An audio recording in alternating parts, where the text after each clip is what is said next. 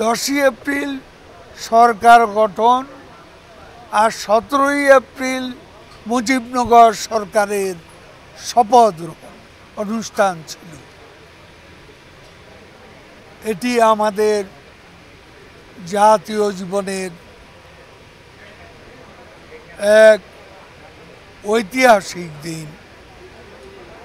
আজকের এই দিনে আমরা শপথ নেব মুক্তিযুদ্ধের চেতনা, বঙ্গবন্ধু কন্যা শেখ হাসিনার নেতৃত্বে বঙ্গবন্ধুর স্বপ্নের সোনার বাংলা বিনির্মাণে ধারাবাহিক লড়াইয়ে আমরা এগিয়ে যাব। বঙ্গবন্ধুর স্বপ্নকে আমরা বয়ে নিয়ে যাব উন্নত সমৃদ্ধ বাংলাদেশ এবং সেখান থেকে 2100 সালের বদ্বীপ বাংলায়। এটাই হোক আমাদের শপথ।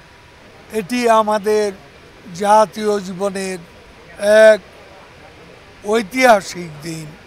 আজকের এই দিনে বিএনপি সহ স্বাধীনতা বিরোধী সন্ত্রাসী শক্তি সকল অপশক্তিকে, যারা আমাদের বিজয়কে সংহত করার পথে প্রতিবন্ধক, এদের আমরা পরাজিত করব, পরাভূত করব, প্রতিহত করব এবং আমাদের লড়াইকে আমরা এগিয়ে নিয়ে যাব।